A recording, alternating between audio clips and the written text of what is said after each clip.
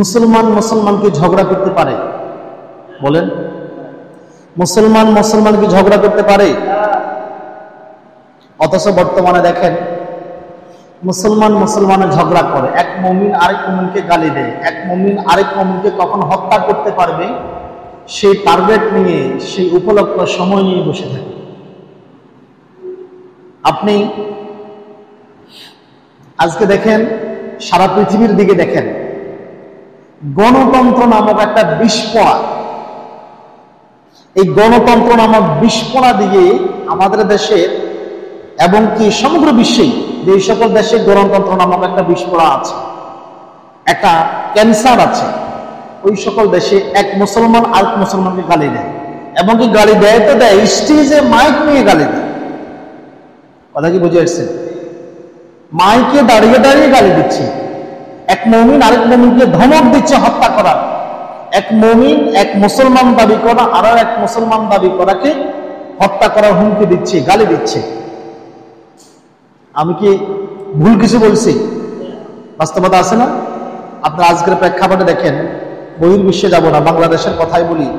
দুই রাজনৈতিক দল, এক রাজনৈতিক দলের নেতারা আরেক রাজনৈতিক দলের নেতা, উভয় মুসলমান দাবি করে, উভয় নামাজ আদায় করে, উভয় হজ আদায় করে, যাকাত দেয়, রোজা রাখে, কিন্তু স্টেজে উঠে একে অপরকে গালি মারে।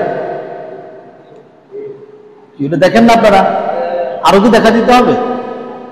এক মুসলমান আরেক মুসলমানকে স্টেজে দাঁড়ায় হত্যা করার হুমকি দিচ্ছে। অথচ আজকে এই গালি দেওয়ার রীতি, মুমিন মুমিনকে গালি দেওয়ার রীতি রাষ্ট্রীয়ভাবে শুরু হয়ে গেছে। এটাও নাকি এক ধরনের বাকস্বাধীনতা। হায় হায়, মুমিন মুমিনকে গালি দেয়, হত্যা করার ধমক দেয়, এটাও নাকি বাকস্বাধীনতা। বাকস্বাধীনতার প্রয়োজন আছে, কিন্তু এই বাকস্বাধীনতা, অথচ আল্লাহ রাসূলের হাদিস দেখেন, সহিহ বুখারীর হাদিস, হযরতে আব্দুল্লাহ ইবনে মাসউদ রাদিয়াল্লাহু তাআলা আনহু বলেন, ক্বালা রাসূলুল্লাহ সাল্লাল্লাহু আলাইহি ওয়াসাল্লাম, সিবাবুল মুসলিমি ফুসুকুন, কোন মুসলমানকে গালি দেওয়া ফাসিকি। মুসলমানকে গালি দেওয়া কি? ফাসিকি। ওয়া কিতালুহু কুফরুন, এবং কোন মুসলমানকে হত্যা করা কুফরি। গালি দেওয়া কি? ফাসিকি, হত্যা করা।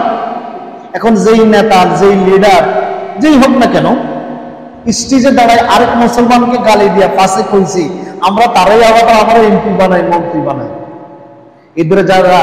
এদের দিয়ে জাতির কি উপকার হবে বলেন? লক্ষ লক্ষ মানুষ সামনে নিয়ে যে লোকটা গালি দিতে পারে আরেক মুমিনকে, সে কি করে রাষ্ট্রের জনগণের কল্যাণ সাধন করবে বলেন আমাকে? সেই ফাসিককেই আমরা আমাদের রাষ্ট্রীয় নেতা বানিয়ে, এমপি মন্ত্রী বানিয়ে রাষ্ট্রের সর্বোচ্চ ক্ষমতায় বসাচ্ছি। সে কি করে আমার উপকার করবে? কখনো কি মাথায় ঢুকেছেন? এটা চিন্তা করছেন? আবার প্রকাশ্য হত্যার হুমকি দিচ্ছে, ওয়াকিতালহু কুফরুন, অথচ কোন মুসলমানকে হত্যা করা কুফরি। কোন মুসলিমকে হত্যা করে আরেকজন ব্যক্তি কিছুতেই মুসলমান দাবি করতে পারে না। অথচ আজকে আমরা সমগ্র বিশ্বের দিকে তাকান, এমন বহু ঘটনার সাক্ষী হয়েছি যে মুমিনকে হত্যা করে আরেক মুসলমান দাবিদার মুমিনকে হত্যা তো করে, হত্যার পর গালিও মারে, আনন্দ করে। একটা মানুষকে ষড়যন্ত্র করে হত্যা করার পরে আনন্দ করে। পৃথিবীতে কি এমন কেউ আছে? এই আমাদের এই গ্রামের কথা বলি, বাড়িতে বাড়িতে আপনাদের ঝগড়া হয় না? হয় না? দ্বন্দ্ব তৈরি হয় না? আপনার সাথে গত মনে করেন 20 বছর যাবৎ এই পাড়ার একটা লোকের সাথে আপনি কথা বলেন না ঝগড়াঝাটির কারণে, কিন্তু লোকটা মারা যাওয়ার পর আপনি কি আনন্দ ফুর্তি করবেন? কাউরে মিষ্টি খাওয়াইবেন? হ্যাঁ, ফুর্তিতে আপনি পার্টি করবেন? এই লোকটা মরার পরে কি আপনার ভিতরে দাগ কাটবে না? আপনি কি তার বাড়িতে যাবেন না? আপনি কি তার জানাজা অংশগ্রহণ করবেন না? অথচ এই দেশ সহকারে সমগ্র পৃথিবীতে মুমিনকে হত্যা করার পরে আরেক মুমিন দাবি করা লোক আনন্দ ফুর্তি করে, মিষ্টি খায়। হায় হায়, এই হচ্ছে আমাদের ইমানের অবস্থা। ইমানটা কি করবেন? এত সহজ? মুমিন হওয়া এত সহজ? কোন মুসলমান মারা গেলে, মুমিন মারা গেলে একমাত্র কাফেররা খুশি হতে পারে, কাফের আনন্দ ফুর্তি করতে পারে। এই যে আজকে দেখেন ইসরায়েলি সৈন্যরা যখন ফিলিস্তিনের আমার মুসলিম ভাই বোনদেরকে হত্যা করে, তারা আনন্দ করে না? মারছি রে, 10টারে মারছি, 20টারে মারছি, করে না?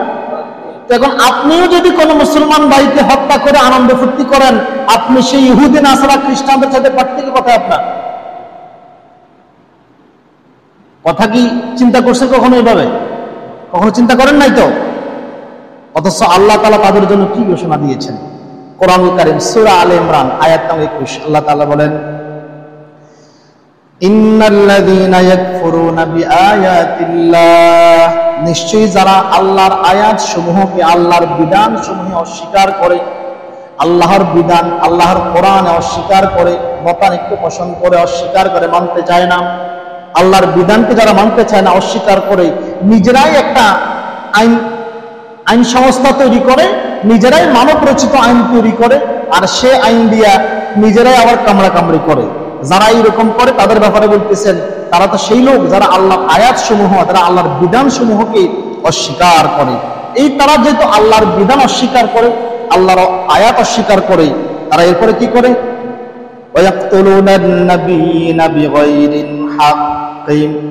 এবং তারা অন্যায়ভাবে নবীদেরকে হত্যা করে। তাদেরকে হত্যা করে? নবীদেরকে হত্যা করে। তো এখন কি নবী আছে? এখন কি কোনো নবী আছে পৃথিবীতে? তাইলে একসময় তো হত্যা করছে। এর পরোক্ষ অর্থ যদি আপনি হিসাব করেন, বর্তমানেও তারা নবীদেরকে হত্যা করতেছে। কিভাবে হত্যা করতেছে? বর্তমানে যদি কোনো নবী আসতো, আল্লাহর আয়াত অস্বীকারীরা তাদেরকে হত্যা করত, তাদেরকে হত্যা করত। এটাই শিক্ষা দিচ্ছেন। তা আল্লাহর নবীর পরে তো আর কোনো নবী আসবে না, এরপরও এই বিধান কেন?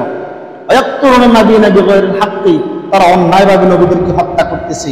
আর নবীদেরকে পরোক্ষভাবে হত্যা করার রীতি হচ্ছে, নবী যে আয়াত নিয়ে এসেছেন, বিধান নিয়ে এসেছেন, সেটাকে অস্বীকার করাই তাকে অস্বীকার করা, তাকে হত্যা করা। অতঃপর আল্লাহ তাআলা বলেন,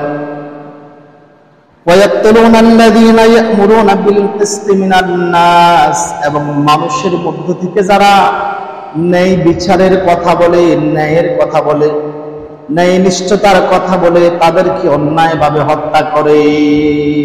কারা হত্যা করে? যারা আল্লাহর বিধান, আল্লাহর আইন, আল্লাহর আয়াতগুলিকে অস্বীকার করে, তারা নবীদেরকে হত্যা করেই ক্ষান্ত হয় না।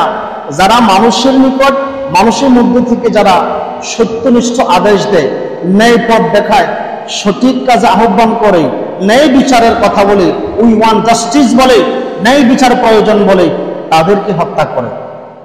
তাদের জন্য আল্লাহ তাআলা কি বাজেট করে রাখছেন? ফাবাশশিরহুম বিআযাবিন আলীম।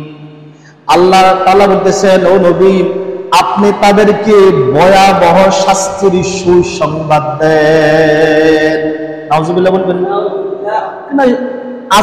আযাবের কথা কি আবার সুসংবাদ হয়? আযাবের কথা কি সুসংবাদ হয়? কেন বলতেছেন একটু পরে বলতেছেন। দেখেন, হত্যাকারী কিন্তু সবাইকে হত্যা করে না। একজন হত্যাকারী, স্বেচ্ছাচারী সবাইকে কিন্তু হত্যা করবে না। কাদেরকে হত্যা করবে? যারা ন্যায় পরায়ণ, ন্যায় নিষ্ঠ, ন্যায় বিচারের কথা বলে, তাদেরকে হত্যা করবে, তাদের উপরে জুলুম করবে। কেন? এই লোকগুলি যারা ন্যায় নিষ্ঠ কথা বলে, তারা পাপিষ্ঠদের পাপের বাধা দানকারী। কেউ পাপ করতেছে, অপরাধ করতেছে, খুন খারাপি করতেছে, বাধা কে দিবে? ন্যায় নিষ্ঠ লোকেরা বাধা দিবে না? এখন ন্যায় নিষ্ঠ লোকেরা যেহেতু বাধা দিবে, স্বাভাবিকত পাপিষ্ঠরা তাদেরকে সহ্য করবে না, তাদেরকে হয়তো রাষ্ট্র থেকে বের করে দিবে, আর না হয়তো এদেরকে হত্যা করবে। এদেরকে হয়তো হত্যা করবে, বিভিন্ন তহমত দেবে, ষড়যন্ত্র লিখতে হবে।